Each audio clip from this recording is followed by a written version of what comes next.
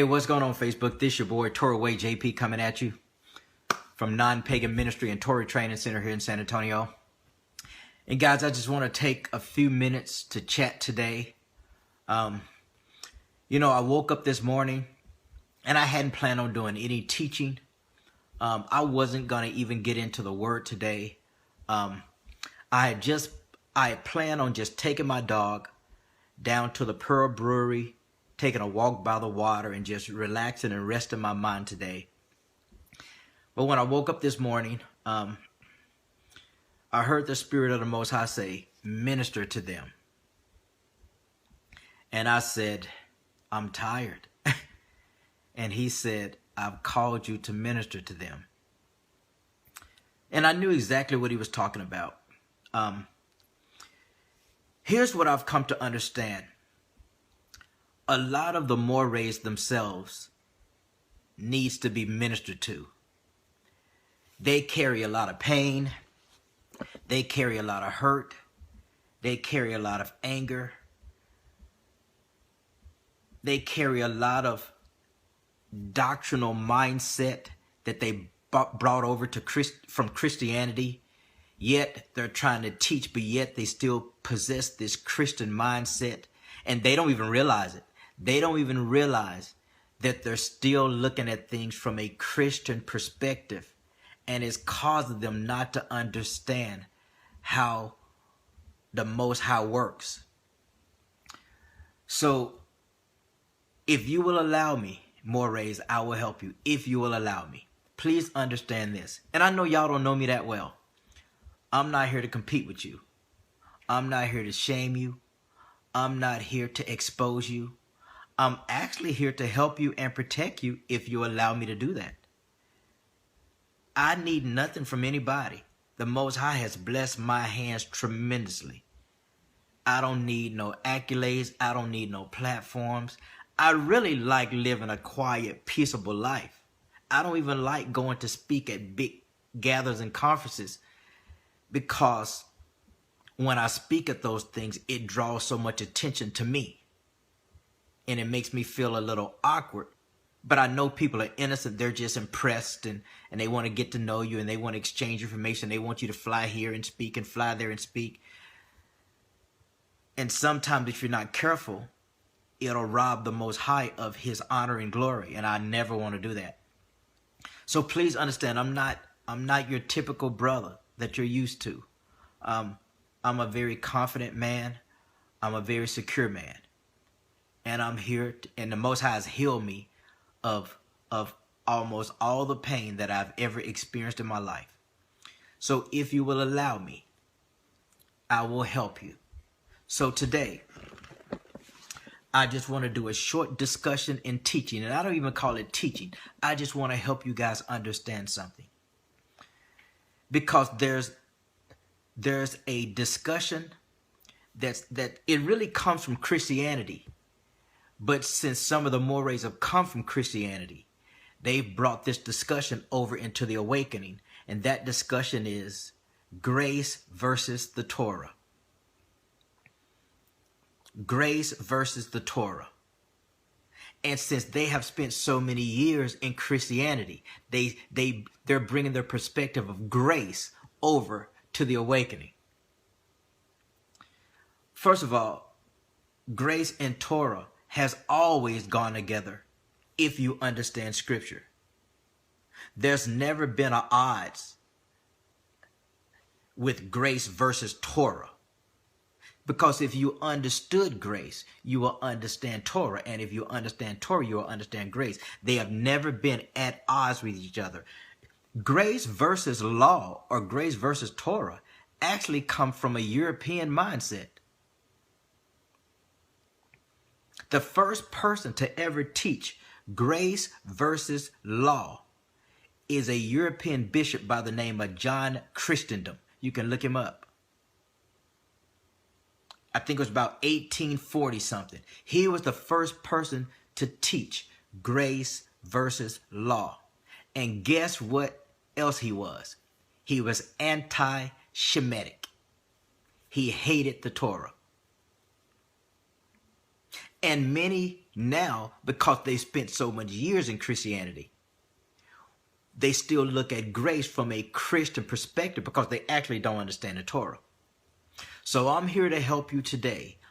Because if you don't understand grace, you can be in your emotions all you want. It's not going to benefit you if you don't understand it from a biblical perspective.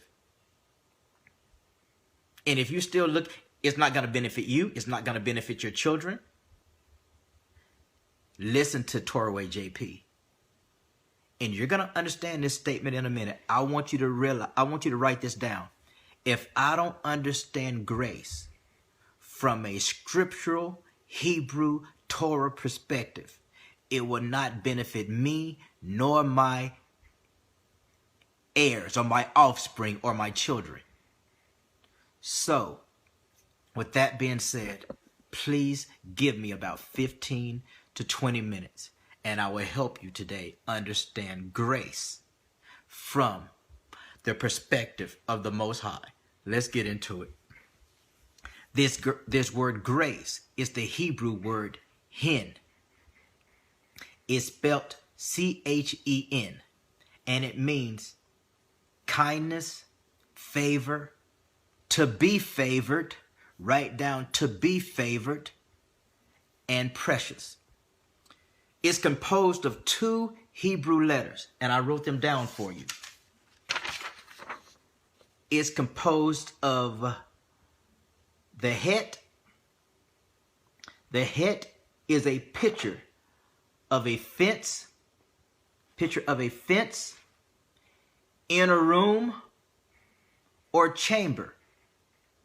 It means to cut out or to cut off from, to protect. It means private, to separate from the outside. And it's also made of the Hebrew letter nun. It's a picture of life, to sprout out. Offspring, write that word down, offspring.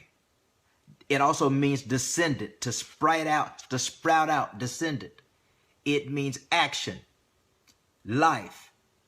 It means heir to the throne. That's what this word nun means, heir to the throne. And it means faithfulness. This is what this word grace or hin means. Once again, it's het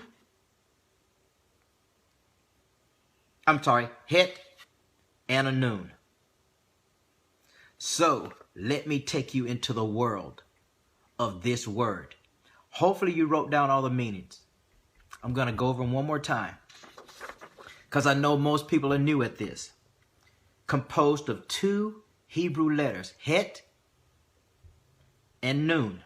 The het is a picture of a fence, in a room or chamber, to cut off from, to protect, meaning private, separate from the outside. Then you have the letter nun, picture of life, to sprout out, offspring, descendants.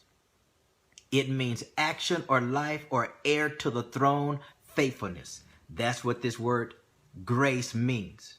Now let's get into it. I put here, many who are raised up in Christianity still teach grace from a Greco-Roman thinking of grace. Because in the Greco-Roman thinking of grace, grace is abstract concepts and ideas. It's not something solid, it's abstract. But Hebrew thinking is always concrete. Something seen, touched, smelled, tasted, heard, or action-oriented. Because when something happens to us, we say, oh, because of the grace of God, but it's abstract.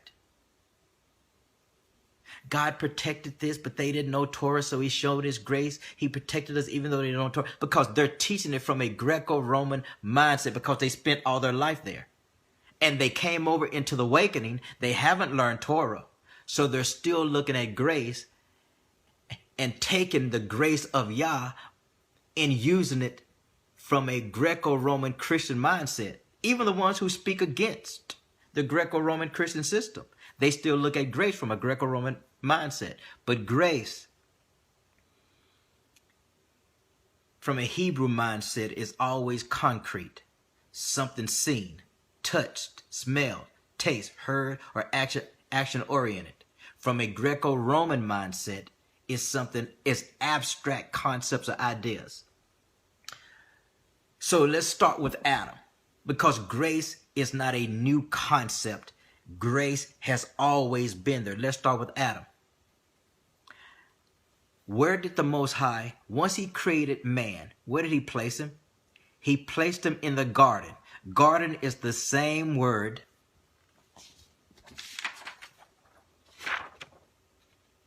hen. It's the same word, and it means a fenced-in place. Garden, a fenced-in place of privacy, boundaries, and protection. Adam's supposed to live in that, listen to me. Adam's supposed to live in that fenced-in place of privacy, protection, separated from the outside. His seed, Nun, supposed to have been raised up in grace, the fenced-in place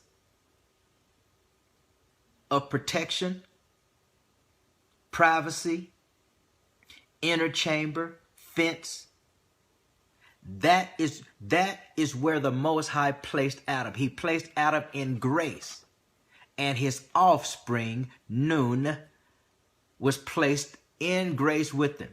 When he transgressed the law, he placed Adam outside the garden, and he had to fend for himself. Follow me, just follow me. The word grace and hen is composed of two words.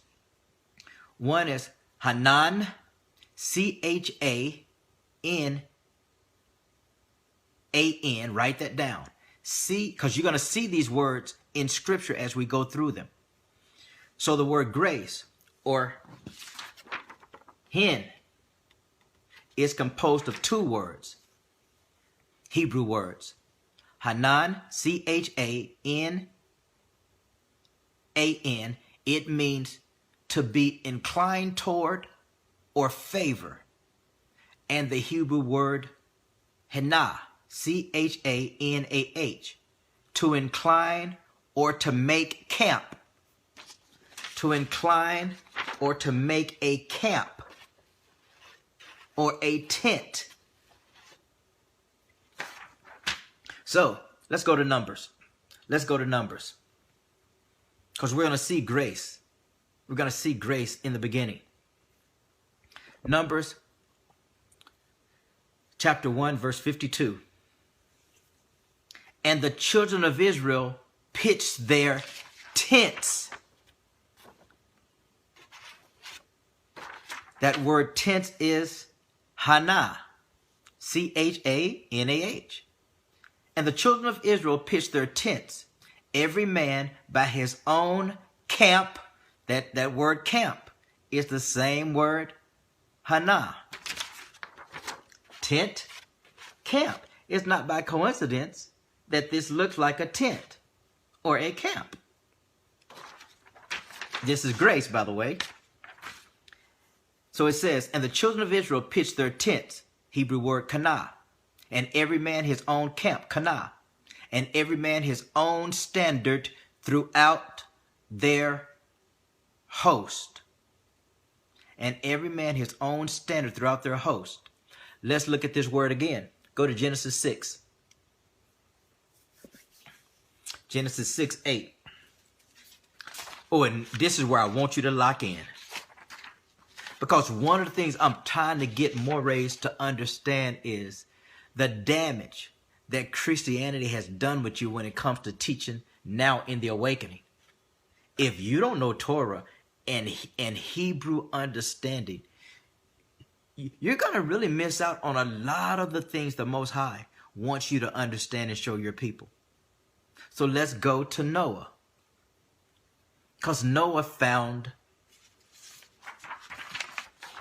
grace in the eyes of the Most High. But let's look at it. Genesis 6:8. But Noah found grace. That word grace is hin. Same word here. In the eyes of Yah. I put here, the same two Hebrew letters make up the name Noah. This is the name Noah. Has the same two Hebrew letters. The only difference is they are backwards. You have the Het and the Nun. And guess what it means? Resting or rest. Because the name Noah means rest. So understand, grace has to be attached to rest. Because if you can't find rest, you really haven't found grace. Noah found grace, hin, in the eyes of Yah. The same Hebrew letters make up the name Noah, the Nun and the Het, meaning resting.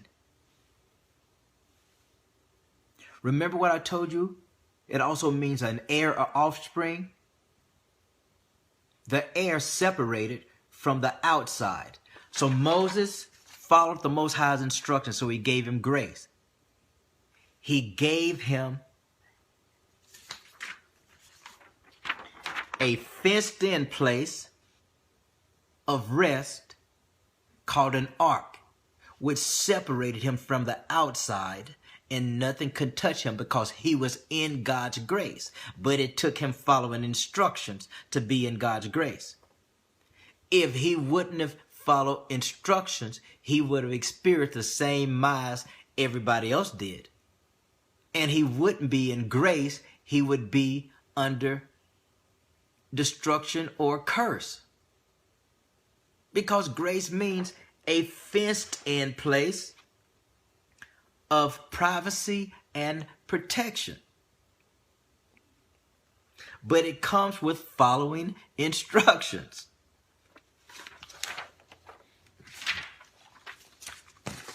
So I put here, the same Hebrew letters make up the name Noah, Nun and Het, meaning resting. The air separated from the outside, as in the ark. Let's look at a couple of things. Moses. Let's go to Moses. Because Moses received grace.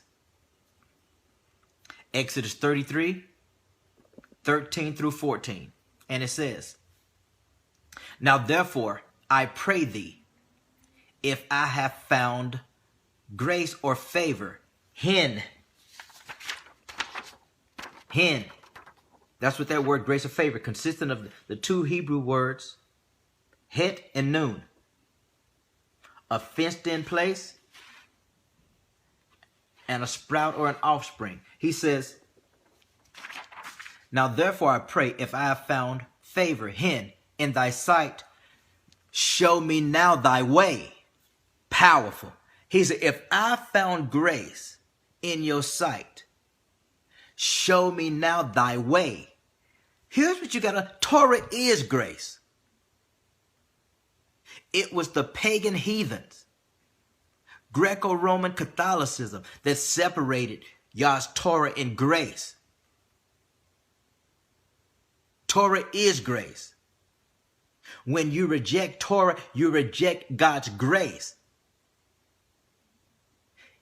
He loved you enough to give you instructions. He could have left you to your own demise. But because he loved you, he gave you his Torah, which is an act of grace. Stop trying to put God's grace against his grace. because you divide the kingdom of Yah. Torah is grace. He could have left you to your own foolishness. He could have left your offspring to your own foolishness. But like a good father who shows his grace toward his children, he gives them instructions. That's why Moses says, therefore I pray thee, if I have found grace or favor in thy sight, show me now thy way. When a father stops showing the children the way, that means the children has lost favor with the father, and he says, no problem, go your own way, because now you've lost favor. So he stops giving them instructions. But as long as they have favor in his sight, he gives them instructions. That's why Torah is grace. So he says, now therefore I pray thee, if I have found grace in thy sight,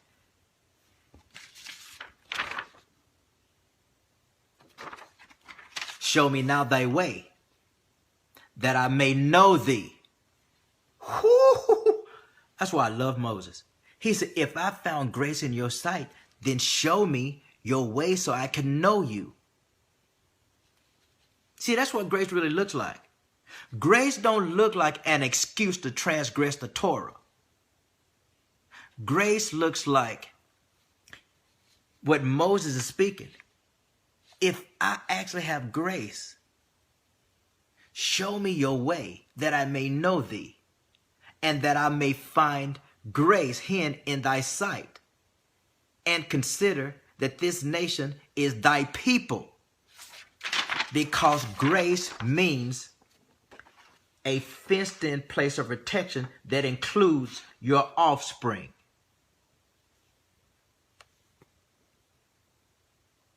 But it consists of living under the covenant. It's not coincidence that this looks like, what do you call that? That Hebrew people get married under to make a covenant? Y'all Hebrew teachers, help me out. I can't think of the name of it right now. But this looks like this letter looks like the I can't think of it, but is what Hebrew people stand under to make a covenant. And they raise their offspring under this. This is what grace looks like from a Hebrew perspective, not a Christian perspective. So he says, I'm going to read this again because this is powerful. Exodus 33, 13, 14. Now therefore I pray thee, if I have found grace in thy sight, show me now thy way, that I may know thee, that I may find grace in thy sight, and consider that this nation is thy people, thy offspring. And he said, my presence shall go with you, and I will give you rest. That word rest is noach. Look it up. That word rest is noach. N-U-A-C-H. He says, no problem. Since you ask for my grace, which means to know my ways, he said, I will show it to you, and I will give you rest. If you can't find rest, you ain't got grace. If your children can't find rest, then they don't have grace. Not a biblical Hebrew. They may have that old grace that you brought over from Christianity. I'm just teaching the word.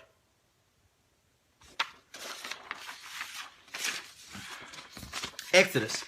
Let's go to Exodus. Exodus 34, 6 and 7.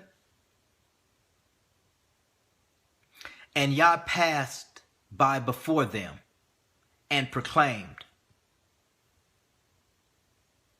Yah, thy Elohim, merciful and gracious. Hanun. That word gracious is Hanun. C-H-A-N-N-U-N. Long suffering and abundant in goodness and truth, abundant in goodness and truth, keeping mercy for thousands, forgiving iniquity and transgressions and sin, and that they may by no means clear the guilty, visiting the iniquity of the father upon the children, offspring, upon the children to the third and fourth generation. See, when you actually understand this word grace, not from a Greco-Roman perspective that you brought over from Christianity, but from a Hebrew Torah perspective, you will actually understand what it consists of. See, Hebrew is concrete. Greco-Roman is abstract. Let's keep going. Let's go to John. We're almost done. John 1:17. This is powerful.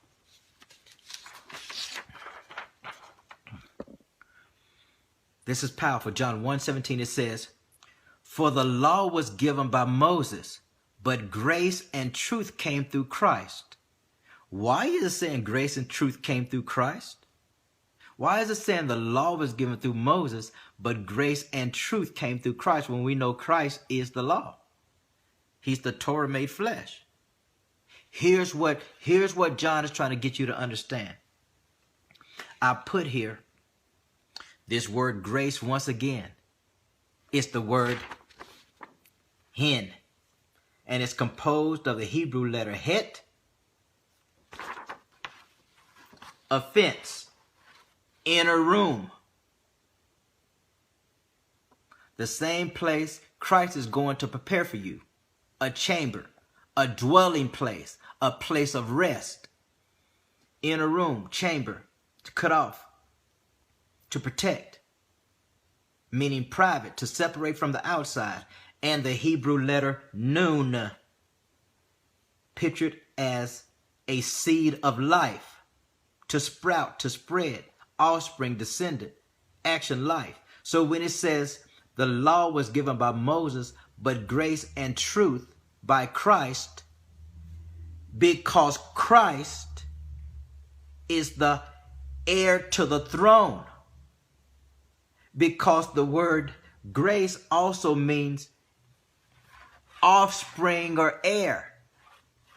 That's why it says grace was given through Christ, because he's the heir to the throne. He's the faithful one, the heir to the throne, who always dwells in grace, the protection of the Father, which has instructions in it.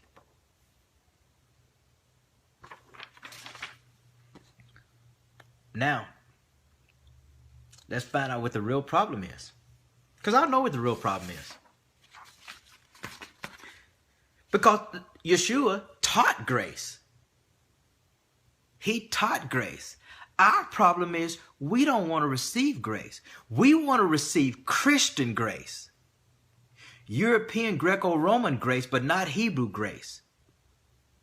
So I'm going to show you the Mashiach teaching grace and how the people responded to him teaching grace.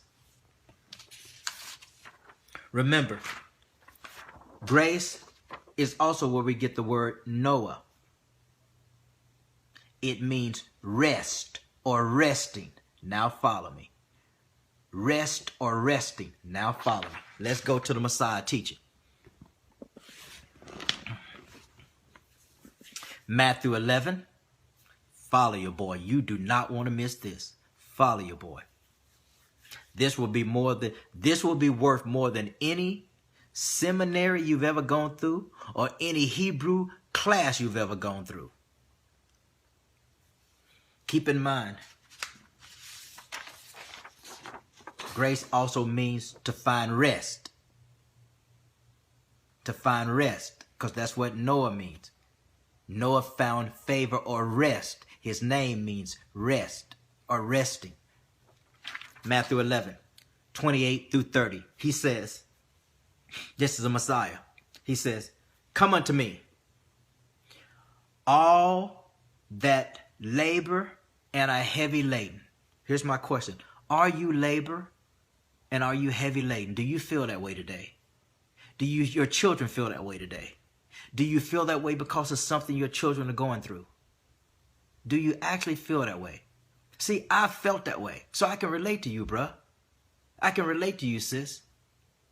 But I understand the instructions of the Most High. He says, come unto me, all that labor and are heavy laden, and I will give you rest. I will give you the noon and the het.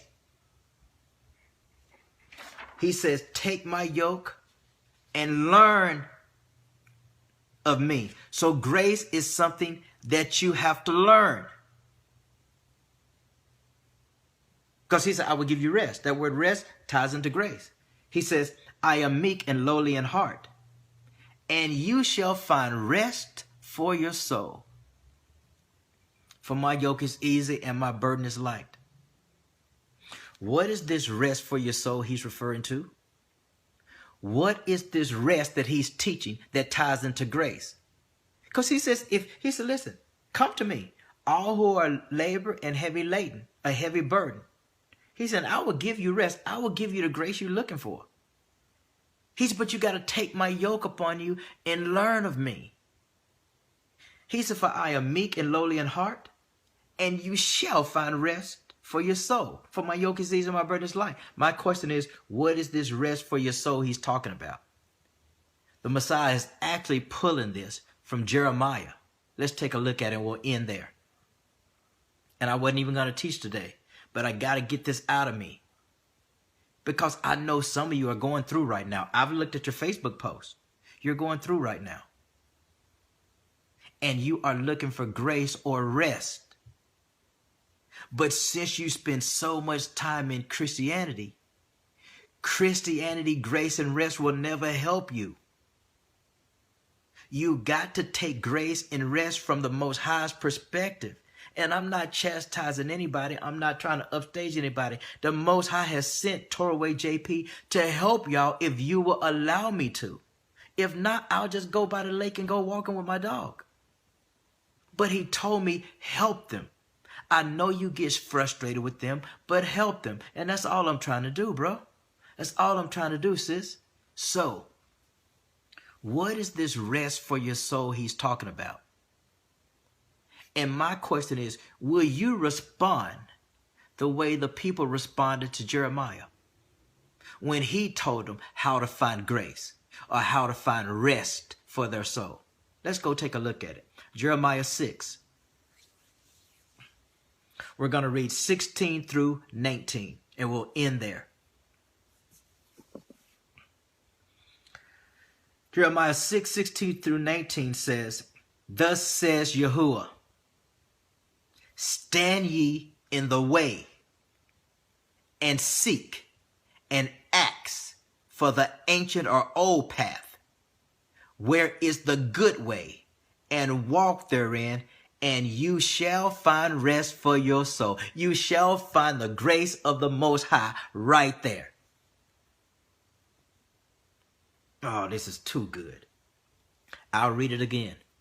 Because keep in mind what the Messiah said. He says, come unto me, all who are laboring heavy burden, and I will give you rest. He said, take my yoke upon you and learn of me.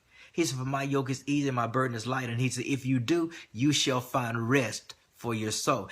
But you got to learn what rest looks like. Jeremiah comes up on the scene. Jeremiah 6:16 says, thus says Yahuwah, because the Son always speaks what the Father says. He does not teach anything different than what the Father taught. So, thus says Yahuwah, stand ye in the way, and see, and act for the ancient paths. Where is the good way, and walk therein, and ye shall find rest for your soul. But will you respond the way the people responded? Even to what I'm trying to tell you. Because here's how the people responded in the next verse. But they said, we will not walk in that. We don't need no instructions to find grace. We don't need no Torah to find grace. Because he gives us grace without the Torah.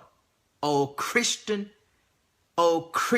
European Torah hate mindset comes straight from Catholicism, the thing that you say you hate. We don't need to walk in no way to find rest, to find grace. He gives us his grace without us walking in no way. Christian theology mindset. John Christendom, Shemite hating doctrine. They said we will not walk therein. We will not go back to no ancient path and walk in no Torah to find rest. We ain't going to do that. We've been taught that we don't need to do that to find rest. The Christians taught us that. And even though I'm in an awakening, I'm bringing a Christian theology over with me, and you better listen to it because I spent this much time in Christianity, and I know scripture, and I know this. Do you? Then how come you haven't found rest?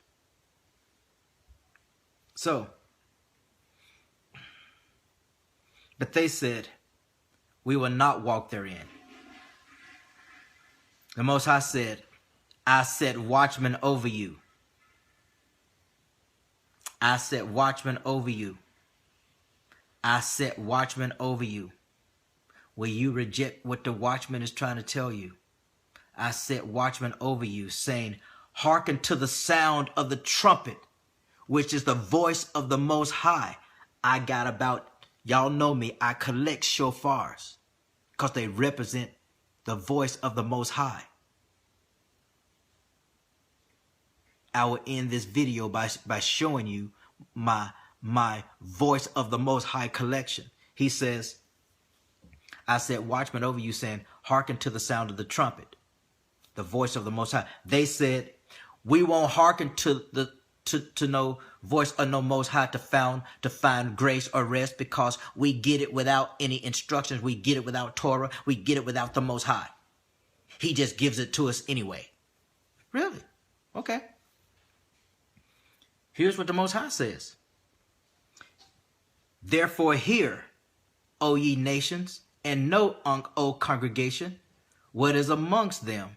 Hear, O earth, behold, I will bring evil upon this people, even the fruit of their thoughts. That's why your thoughts are always negative towards somebody. That's why y'all thoughts are always negative towards somebody, because you really haven't found God's grace. You ain't found no rest for your soul. You know everything except God's Torah. He says, hear, O earth, behold, I will bring evil upon this people, even the fruits of their thoughts, because they have not hearkened to my voice or my words, nor to my Torah, but rejected it. So, grace, hen, is the head and the noon. Will you come under the covenant and allow your offspring to get under this covenant so they can find rest? Or I'm talking Yah's type of grace, not Christianity type of grace. Will you do that? Or will you continue to preach grace with no instructions? Moses knew that a father who loves his children and gives them favor and grace gives them instruction, because instruction is a sign of grace. See, since y'all don't like his instructions, you see it as a sign of something else, because a rebellious child never looks at God's instructions as grace.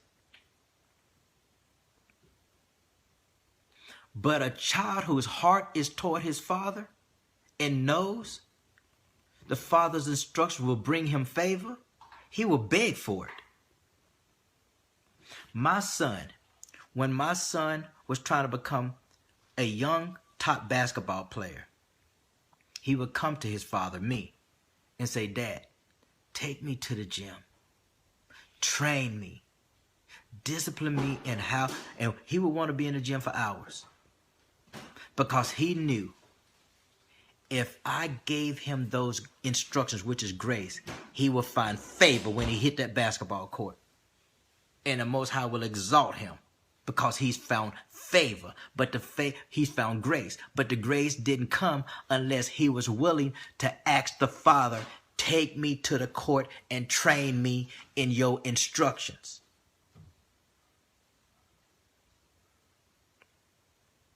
Do y'all not understand that? Hearken to the voice that Jeremiah is saying. I've set watchmen over you, saying, hearken to the trumpet, and you will find rest. The people have always rejected God's law, even in the awakening. One of the most troubling things to me is to watch the awakening reject God's law. They are so in their emotions. They want to put the Constitution above God's law. They want to put the 13th Amendment above God's law. They want to put protest above God's law. They want to put everything above God's law. And that's no problem. No problem. You won't find grace. Because everybody from Adam all the way to John knew what grace was. This is grace. Covenant. Offspring. Offspring being connected to the covenant and receiving God's grace. So with that said, this your boy JP. I'm out. I want to show you the voice of the Most High through hearkening to the trumpet. Y'all know I collect trumpets. This is my trumpet collection. I don't know if you guys can see this. This is my trumpet collection. My Torah is up top there, in Hebrew. And this is my trumpet collection. So with that said, hearken to this. Read Jeremiah 6 again, starting at verse 16. Starting at verse 16. We'll close out with it. We'll close out with it. He says, thus says Yahuwah, stand ye in the way and seek and ask for the old path, where is the good way, and walk therein, and you shall find grace, rest for your soul. But they said, we won't walk in it. We don't need to go to no Torah to find grace. He said, no problem. He said, I set watchmen over you like Torah Way JP. And others saying, will you hearken to the trumpet? Will you really hearken to the voice of the Most High? They said, nope. We don't need to hearken to the voice of the Most High to find grace. The Christians have told us we could have grace with no instructions. Okay. Therefore, O nations, Israel and Judah, know, O congregation, Israel and Judah, what is amongst them. Hear, O earth, behold, I will bring evil upon this people, even the fruit of their thoughts. Their thoughts will always be negative, even toward their own brothers, because they have not hearkened to my words, nor to my law, but rejected. I'm appealing to you, Israel. I'm appealing to you, Judah. I'm appealing to the whole house.